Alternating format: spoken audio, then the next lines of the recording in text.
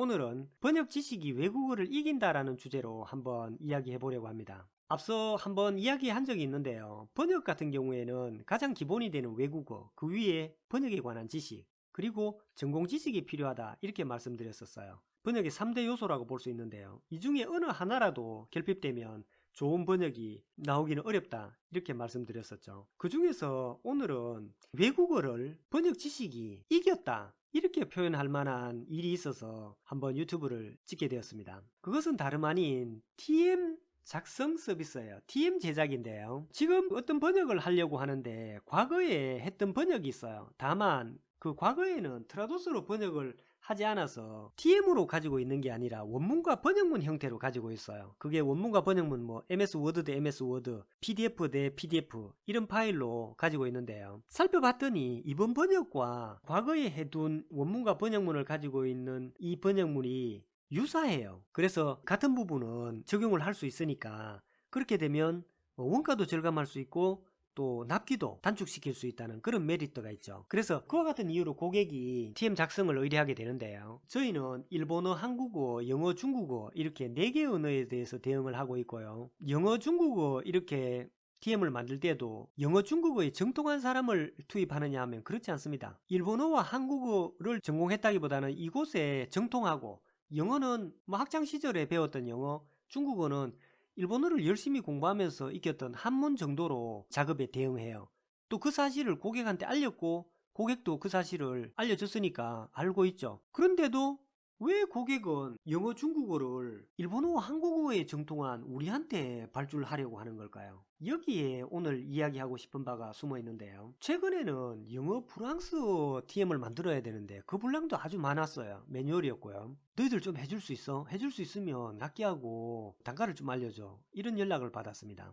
그만큼 저희들이 신뢰를 얻고 있다는 거죠. 그렇지만 저희들은 이 일을 거절했어요. 왜냐하면 이 프랑스어가 저희들이 도저히 커버할 수가 없더라고요. 언어 자체가 영어하고 아주 유사하면 좋은데 유사하지가 않아요. 그리고 어디에서 분절을 해야 되는지 이런 부분이 모호해서 수주할 수가 없었어요. 이 TM 작성 서비스에 필요한 스킬이 있어요. 그게 뭐냐 하면 트라도스를 잘 알아야 돼요. 많이 경험해 봤어야 돼요. 많이 에러를 접했어야 돼요. 그리고 그거를 해결을 하려고 노력했어야 되고, 그 영어 중국어의 TM 작업을 예로 설명할 텐데요. 우리는 일본어 한국어에 정통하지만 영어 중국어는 어설프게 알고 있잖아요. 그런데도 영어 중국어에 정통한 사람보다 이 고객한테 높게 평가받는 데에는 바로 트라도스에 정통하기 때문이라고 생각해요. 하나의 완전한 문장은 TM이 만들어질 때 그게 유지되어야 되는데, 예를 들어서 PDF 대 PDF로 만들어진 원문과 번역문 같은 경우에 이 트라도스 TM으로 만들 때 보면 하나의 완전한 문장이 2동강이 나 있거나 3동강이 나 있거나 이런 경우,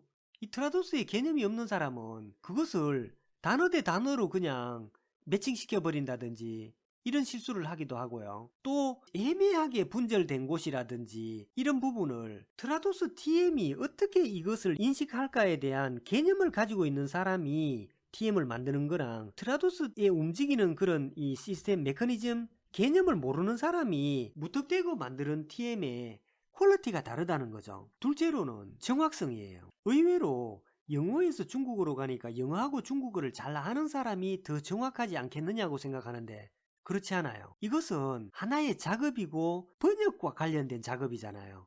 방대한 분량을 단시간 내에 원문과 번역문을 계속 같은지 일치성을 봐나간다는 게 여간 곤혹스러운 작업이 아니에요. 그래서 집중력이 떨어진다든지 하면 바로 그곳에 실수가 생기게 마련이죠. 저희들 같은 경우에는 이 작업에도 상당히 적합한 사람이 작업을 보니까 언어권자가 아닌데도 불구하고 저희들이 더 정확하다는 거예요. 하물며 속도 면에서 거의 비교 불가의 스피드를 저희들은 내는 거죠. 영어에서 중국어, 이 정확도를 높이기 위해서 아주 세밀하게 시간을 많이 들여서 하는 거는 좋지만, 그렇게 하면 고객이 원하는 낱개를 맞추지도 못하고 시간이 많이 드니까 원가가 올라가죠. 좋은 물건인데 비싸다.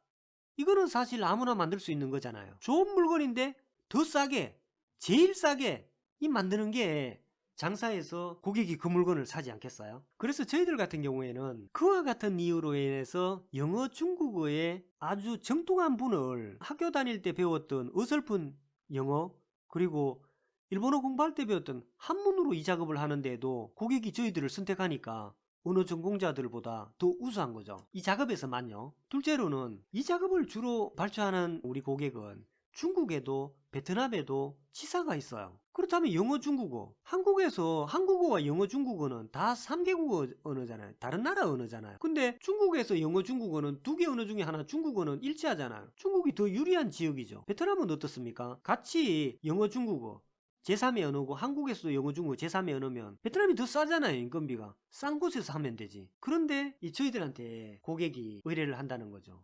그 이유는 뭘까요? 저희들은 정상적으로 원문과 번역문을 매칭시키는 트라도스의 온라인 기능을 사용하지 않아요. 왜 사용하지 않느냐?